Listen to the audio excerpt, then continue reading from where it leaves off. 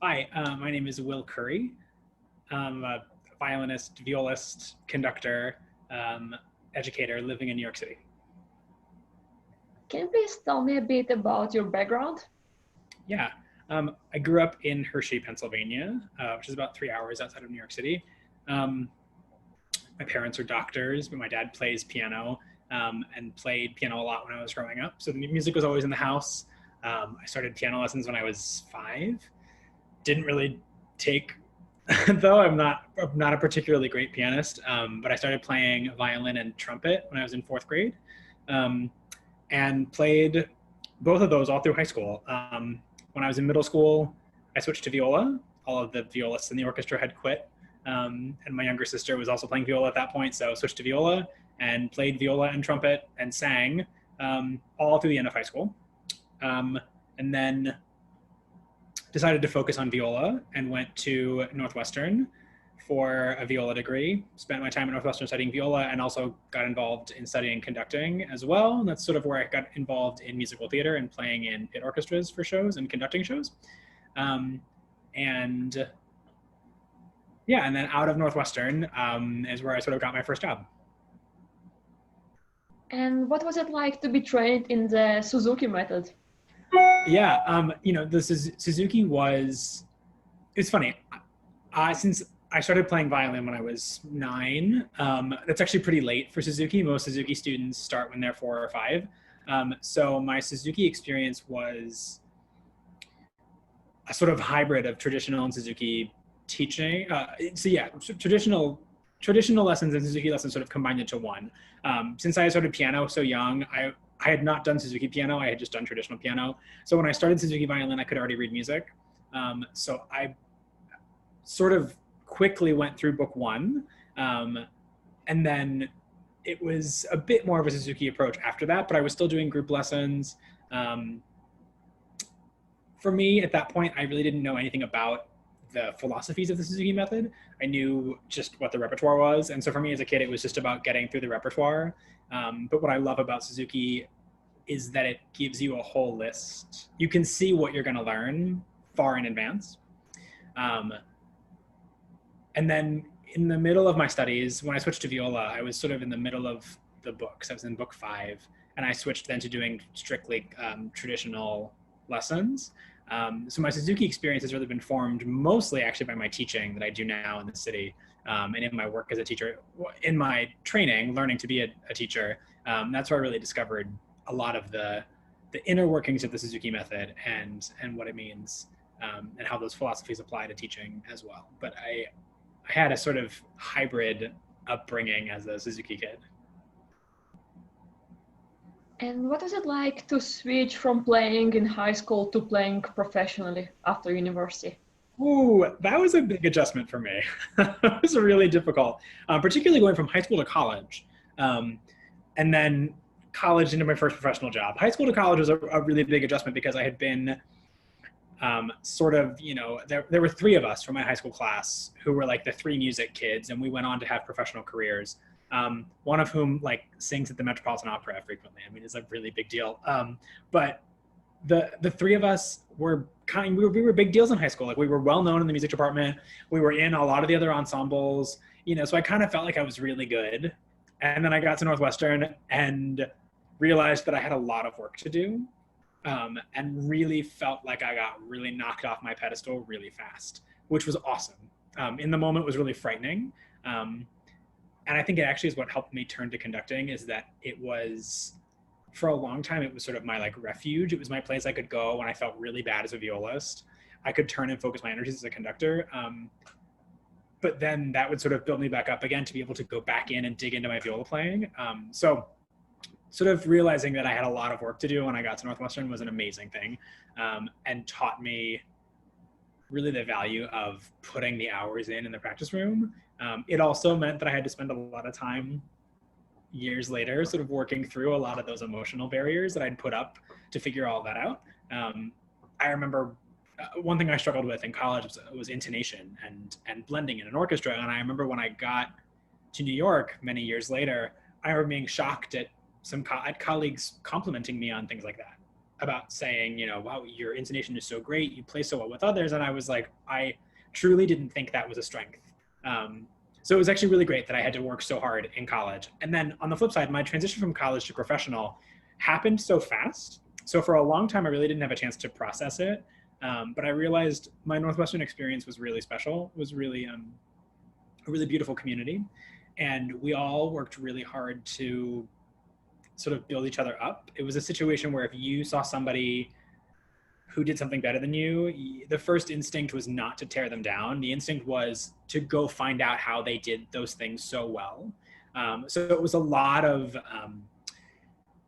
exploration and conversation, and it was a really wonderful community. And then I got out into the professional world and had to sort of navigate how to find those communities for myself.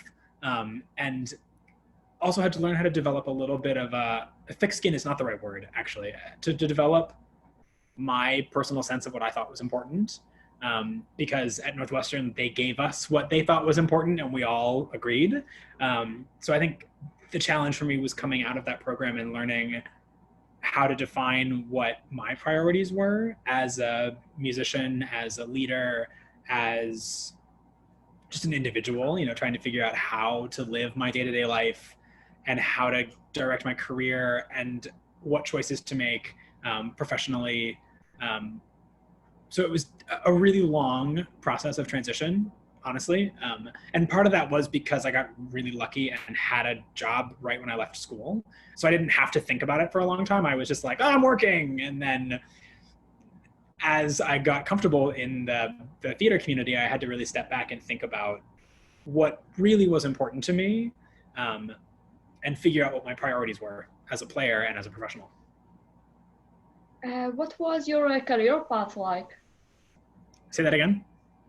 Your career, can you describe like how you started after college? Like what was your first job? Yeah. So I when I had graduated with my bachelor's degree at Northwestern, I was supposed to stay to get a master's in conducting. And the summer between degrees was playing a show on campus that connected me to some professionals here in New York. And that show closed in July of 2010. And in August of 2010, I got a phone call asking if I wanted to be the violist and assistant conductor with the national tour of Les Mis. And it was just through a series of connections at Northwestern.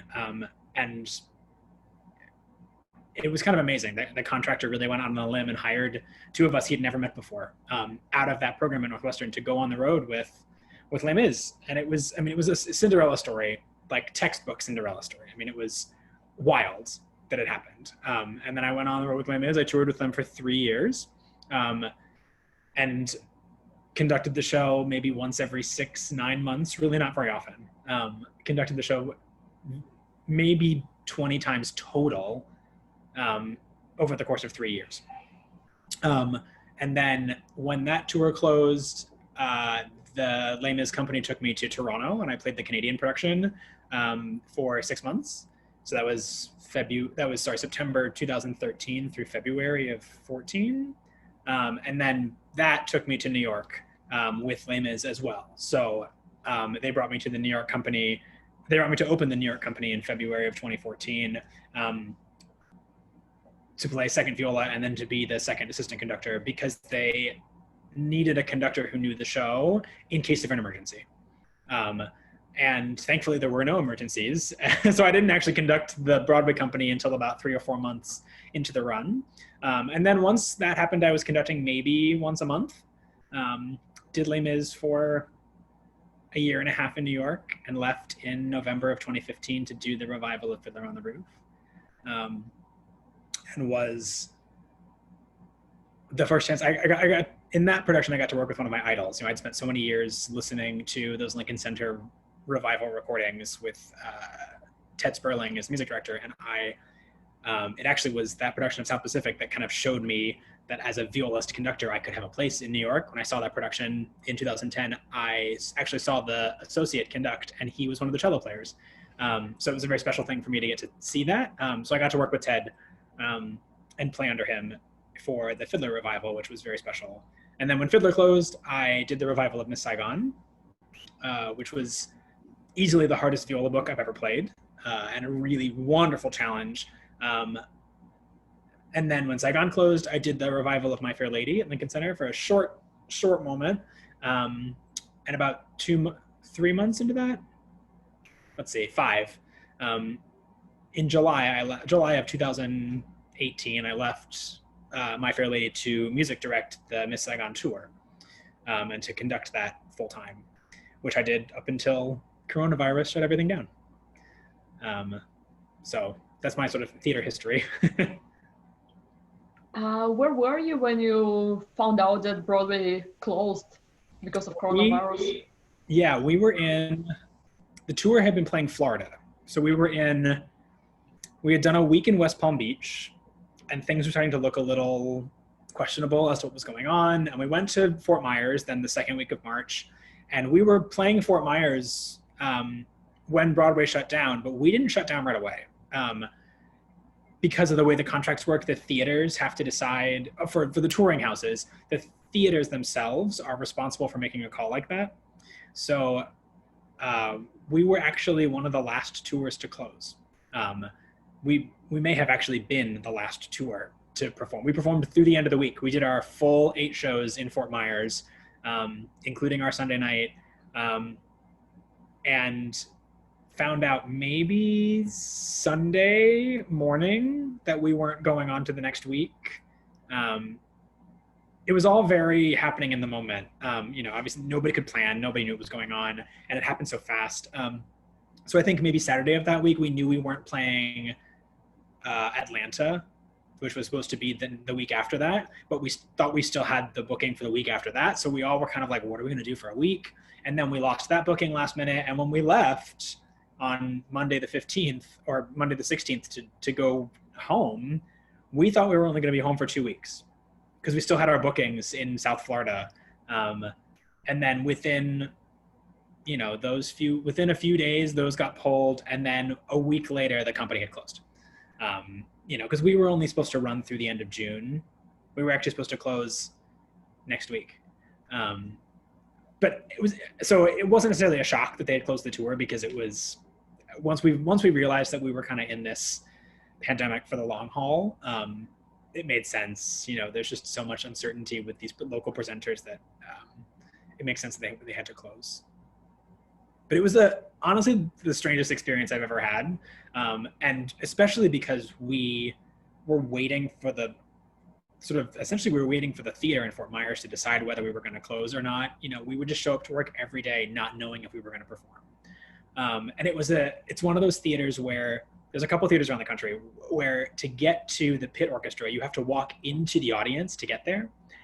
And of course, of all the weeks for that to be one of those theaters, it was this week where we were all trying to figure out how not to get sick and how not to spread this, but no one knew anything. And then the orchestra had to walk through the audience to get to the pit every day. So it was this crazy thing of figuring out like how to keep ourselves safe in a world where we had very little information and everybody was just learning as they were going. And it was wild because I had to walk through the audience. I could watch the audience numbers dwindle throughout the week. I could watch it become fewer and fewer people in the auditorium. So it was a really surreal experience. And it was also wild to have to figure out how to lead a company of 80 people through a performance when there was so much uncertainty there. I think it was really a defining moment for a lot of us as performers to figure out how to push through something like that. Wow. I don't even know what to say. It's formative. I think as artists, we understand that everything that you experience, good and bad, has an effect on your work.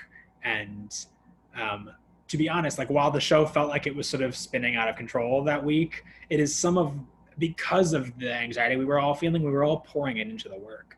So that Sunday night performance that we had, that we ended up being our last, was an extremely emotional piece. It was an extremely emotional performance given by the full company, by everyone in the company, both on stage and off, which was a really special experience. What is it like to be on tour Like, what do you remember about your first Les Mis tour? Yeah, you know, it's funny. Tour is it's like it's such a strange experience in many wonderful and weird ways. Um, you know, you're traveling every week or every other week. You know, at least we were sort of we were like a CETA contract, so we were sort of middle of the road. So we wouldn't play anything less than a week, but most of our engagements were 1 week long or 2 weeks. So you're changing theaters and venues every week or two. You're in a different hotel room or a different Airbnb. The pit is different every week. The theater is different every week. The backstage is different every week. You know, there are parts of that are exhausting. The beauty in that is that you get to sort of wipe the slate clean every week. So say you're in a theater where the pit's freezing cold. By the end of the week, you're in a new space, and maybe that next space is going to be too warm. You know, maybe your dressing room this week was really, really small, but next week you're playing the Kennedy Center in DC and you have a gorgeous dressing room. You know, so it's really exciting to get to take a piece, particularly a piece like Miss Saigon or even Les Mis, these pieces that are so huge, to bring these large scale theater works around the country, because it means that there's constant variety. And it's funny, having done the same show both on tour and in New York, I've learned to see the pros and cons of each. And the tough thing about doing a show on Broadway is that it's the same show. It's the same experience every day.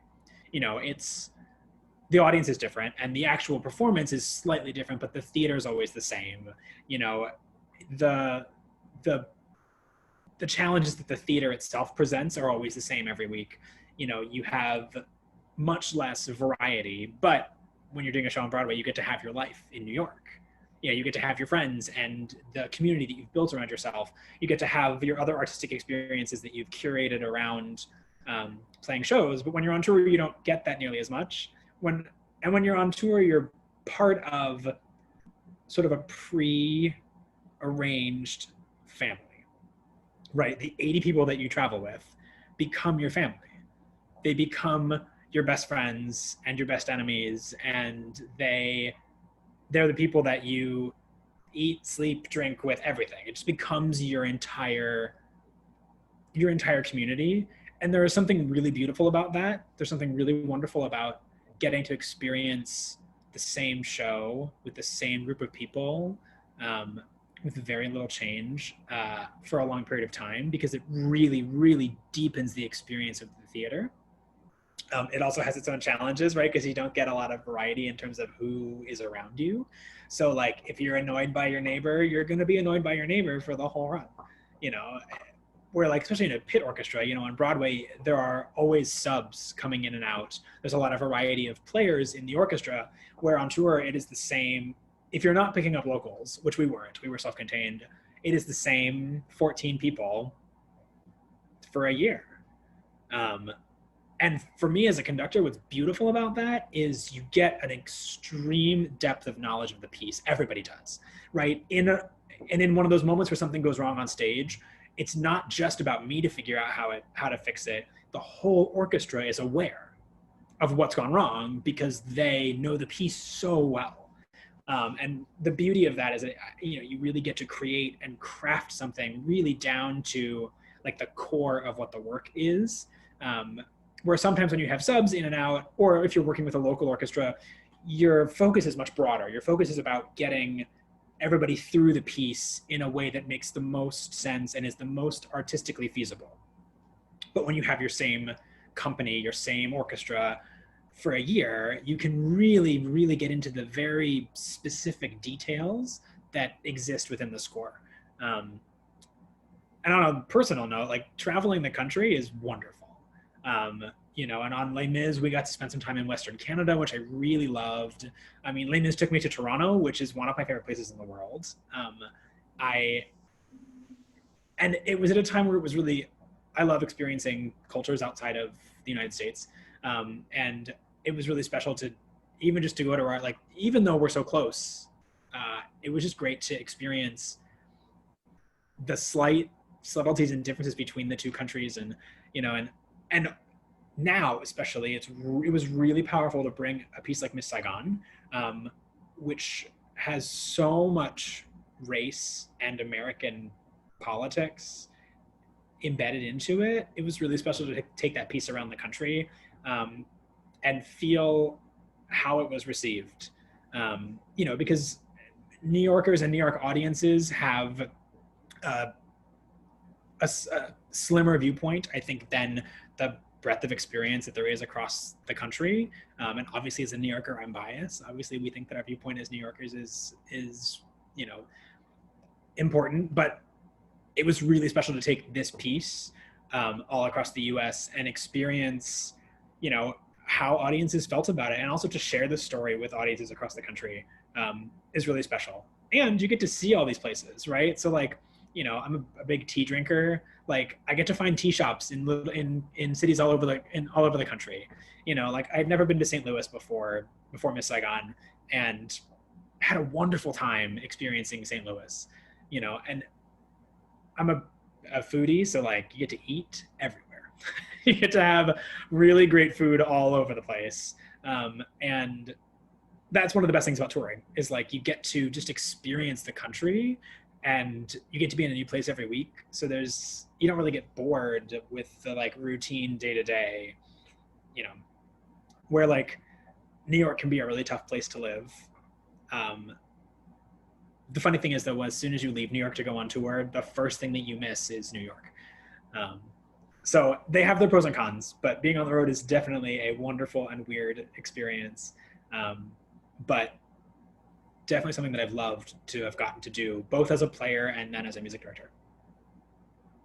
Right now, people discuss the lack of diversity on Broadway, in the pit.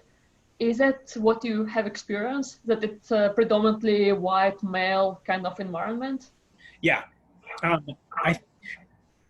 There have been, in the past, I'm trying to think, year and a half, there's been a push to expand at least the gender diversity within the theater. And we've made small steps. I don't want to say it's definitely not anywhere near where it is. What's really amazing about this time right now in American politics and American history is that so many artists of color are now have been given a platform just in the last 2 weeks to step forward and start to talk about their experiences in the theater. And I think it's really important that we are hearing what they're saying, and that we start as a community to figure out how we move forward from this, right? Theater is a place, theater has been a place for people to find refuge, to find community, to find comfort. And, I think historically speaking, you look at gay men finding this place of community and belonging in the theater. As we're looking at it, I think you're seeing that as sort of white gay men have found that community. And now we're at a place where we can now expand what the theater community looks like. We can expand it to include stories of color, to include the experience of, we talk a lot about New York. New York's an extremely diverse place, and as a city has an opportunity to showcase so many different voices. And I think we're at a wonderful place that the communities of color, particularly Black voices, are being able to come forward now to share their experience in the theater, so that we can learn as theater creators how to move forward. And we can learn as a theater community how to be much more diverse than we had, and how to honor those voices. I think there's a lot of fear in theater goers. I think people are worried that the Broadway community, or that the theater they're used to seeing, will change, and it will. That's the exciting part, right? If we as white theater makers are truly listening and truly open to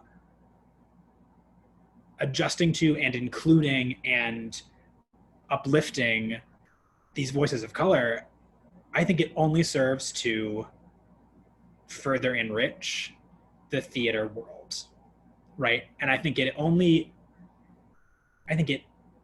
opens the world to so many more people who haven't had the opportunity or haven't had the desire to see theater because they're not seeing themselves or their stories being represented in a way that's authentic.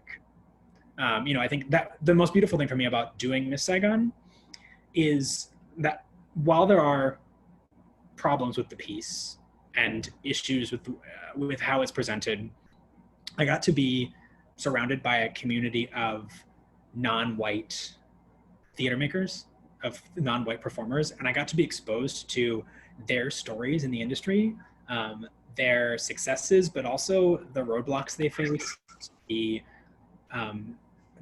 racism that they've experienced in the theater community, and more importantly, the racism they experienced in ways that we, I think, as white theater makers, didn't realize we were being racist towards them. And it was a tremendously eye-opening experience in a really beautiful sense, to be peripheral, to be next to these storytellers and to experience their community and to experience the joy and passion and depth which they all bring to the theater still remains to be tremendously inspiring to me. I think it's funny, right? We've been spending I'm also a classical musician, and we've spent so much time in the past 15, 20 years being like, Broadway's dying, classical music is dying, the arts are dying. Yeah, because we've spent so much time focusing on one narrative. And I think it's time that we focus on other narratives, because that's the way to enrich the community. And again, there's a lot of anxiety and apprehension and fear in that, because we as the white theater makers don't know how to do that yet, but we're in a place where there are so many voices of people of color, there are so many Black voices that have been silenced for so long and too long, and it's time to listen to what they all have to say, because there's so much change and growth and beauty to be brought to the theater by these people of color. Honestly, I'm in a stage right now where I'm doing a lot of listening. I don't necessarily have a lot of answers. I mean, I'm definitely proactively doing a lot of research on my own, particularly on the classical music side of things, to find ways to broaden my repertoire, and also broaden the repertoire that I bring to my students. But definitely in a listening phase right now. Who usually hires musicians and conductors? How does it work? It's actually sort of a layered process.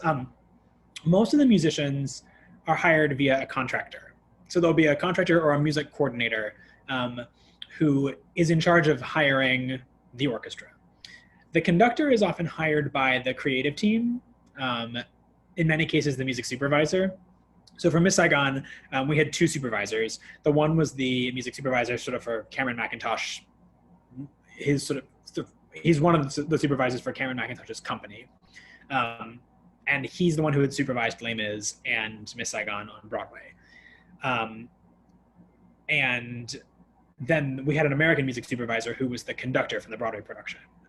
So he was the one that hired me, or sort of pushed me through the ranks in Cameron's office to get hired, the American supervisor, because he was the conductor on Broadway and knew me from that. And so the conductor usually gets hired by the music supervisor or the creative team. The musicians are usually hired by the contractor. Now, in our case, the contractor was really great in giving both me and the music supervisor a lot of say into who we wanted to have hired. So for us, we had sort of like interviews with some potential players to bring people together. But the whole thing was everybody had different paths. Like the bass player and the drummer were hired before I was hired.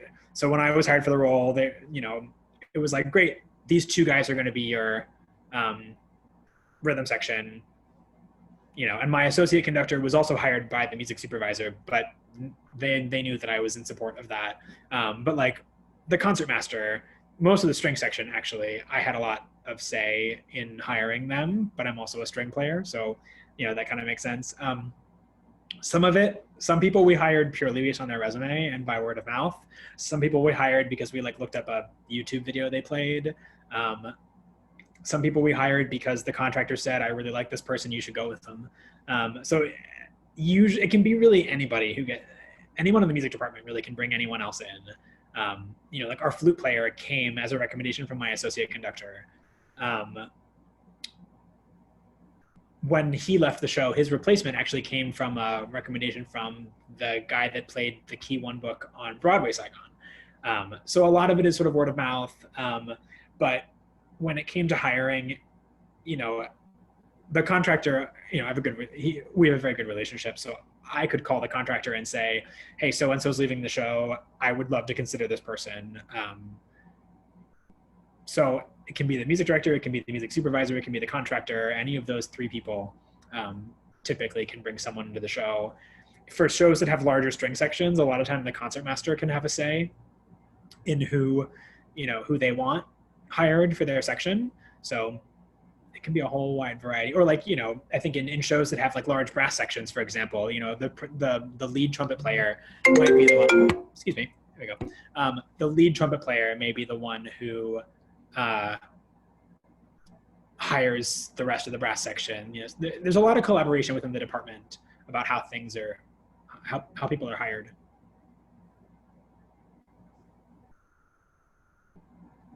You worked as the assistant conductor and concertmaster for the touring production of Les Mis, but you were the assistant conductor in Toronto, right? I was the associate conductor in Toronto. Associate, sorry. Yeah. And so what's the difference between being the associate conductor and the assistant conductor and concertmaster? Great. Well, associate and assistant, those terms get interchanged all the time. When I use them, when I mean associate, I mean the person who's sort of the next in line after the music director. So for the associate, that's the person who's conducting maybe once a week or more often. And then the assistant is sort of the person after that. So for me, when I was on tour with Les Mis, I was sort of the third in line. So there was the music director, the associate, and then me on the Les Mis tour. And for that tour, generally speaking, every music director runs their conducting staff differently. So for that, generally speaking, when the music director couldn't be there or took off, the associate conducted. And if the associate was unavailable or on vacation, then I would conduct as the assistant. On Broadway, I've had at least for Les Mis and Miss Saigon in particular, just because they're so monstrous, the music teams are more interested in making sure that the staff is all up to speed at all times. So it's a bit more of a rotation in that case. So like for me, when I try to do it where the associate gets 60 to 70% of the shows that I don't do, and the associate gets 30 to 40% of the shows. And then the associate is also responsible for doing some of the payroll on tour. But every department is different. Those terms are very loose. Concertmaster is pretty much a string thing. The concertmaster's job, particularly in a show like Les Mis or Miss Saigon, is to help lead the orchestra. Is to sort of translate what the conductor is doing into what makes sense for the players. In some shows, that just means lead the string section. Talk about bowings and articulation and lead, particularly in like the Lincoln Center pieces, where there's a string section of 13, 14 people. The concertmaster's role is really to lead that mass of string players. But for Les Mis, my job was pretty much to again, translate what the conductor does to the strings. And on tour, it's kind of an all hands on deck thing. So like for local orchestras, like when you pick up local players, the concertmaster usually stays on and helps to guide the local string section. For us, we've sort of operated with more like a section leader thing. So there was a member of the brass section who was sort of in charge of dealing with the brass things. The flute player was in charge of dealing with the woodwinds. The concertmaster was in charge of dealing with the strings. But if those three departments have a discrepancy on how to play something, it's sort of the concertmaster who makes the final call, or talks to the music director and says, "Hey, what do we do?" So comes Sorry. over. That's okay. It sort of comes over from like the symphony world, or especially in a symphony, a large orchestra. The concertmaster has a lot more responsibility to really lead the orchestra and coordinate with all of the sections to communicate with the conductor. You mentioned in one of the interviews that as a music director, your job is 30% music and 70% people.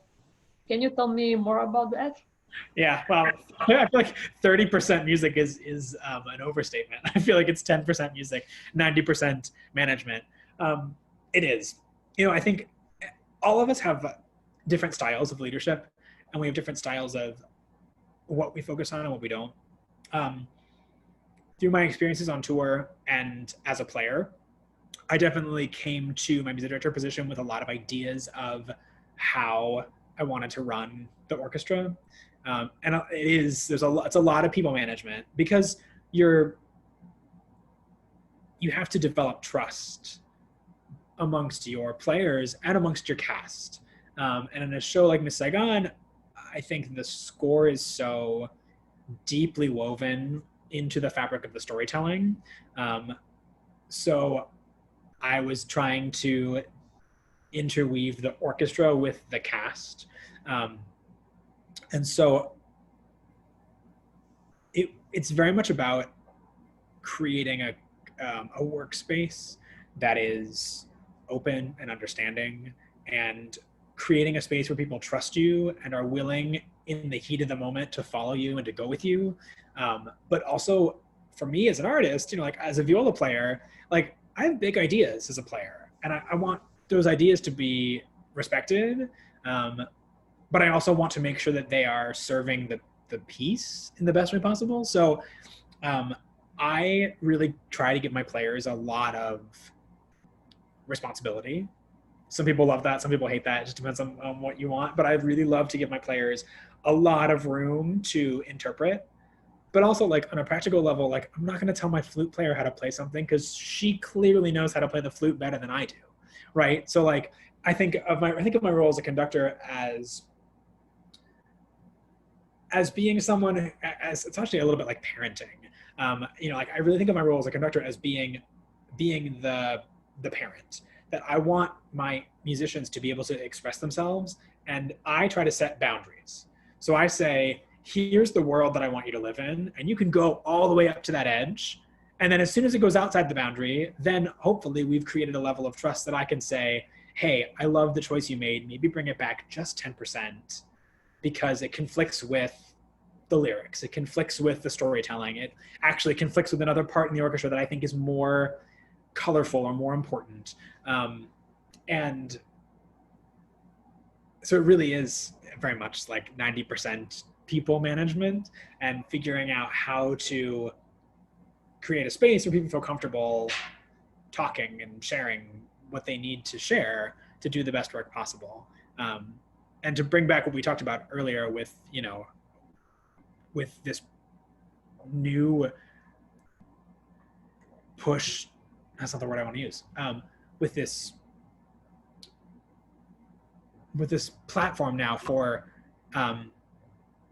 artists of color to be able to share their voices. I think it's so important for us in leadership positions to be listening to this, because I'm trying to create a space where everybody's voice feels important, and which looking at like is easy for me to do in that in terms of my white colleagues, because I understand on certain levels their experience as white musicians and white people in this country. And I think that's why, again, we talked about it being in a listening stage. It's really important for us as leaders to be listening to the experience of people of color, so that we know how to keep creating spaces, and how to keep creating places where people feel like they can share their voices, because it really is 90% of what I spend my time doing is trying to create a room where rather trying to create a foundation in which people can share their stories. And again, I was very passionate about that as a musician in terms of the orchestral experience, because that's my experience as a player, is figuring out, how you express yourself and how you do it in the best way possible. What are the challenges of being such a young conductor and a music director? It's funny, the challenges truly are figuring out how to, it's learning to develop emotional depth, right? So like, I think I've never had a problem thinking logistically through things, but I think as a young music director and as a young player, I don't necessarily have the life experience to necessarily handle some things when they come up, right? So I'll beat myself up over something that's gone wrong or that I can't fix, and don't necessarily have the experience to say, well, this is the thing that needs to happen, or that was out of my control and that's something that I can't fix, So I think that's actually the biggest challenge for me, is just learning and dealing with not always having the answer.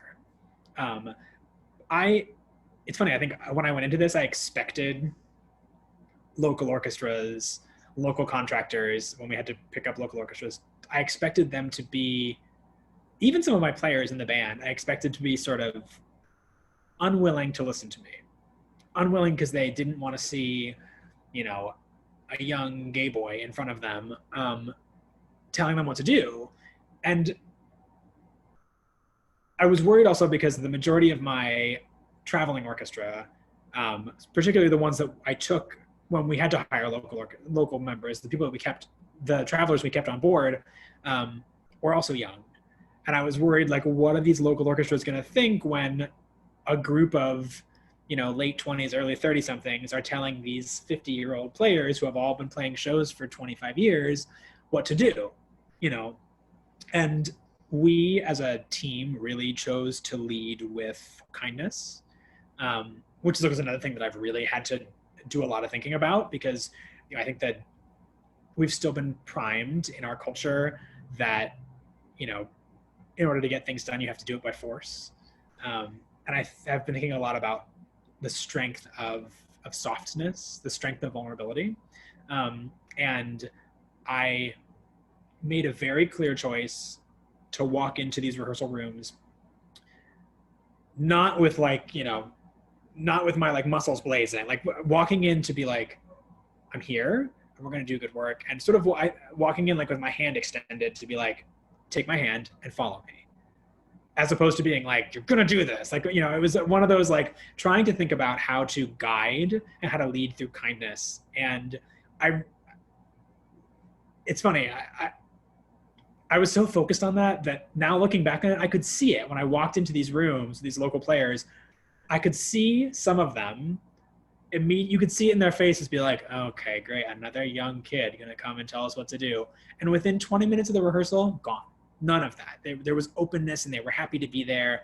And actually really, for the most part, really loved, I had a generally very, very positive experience leading orchestras across the country.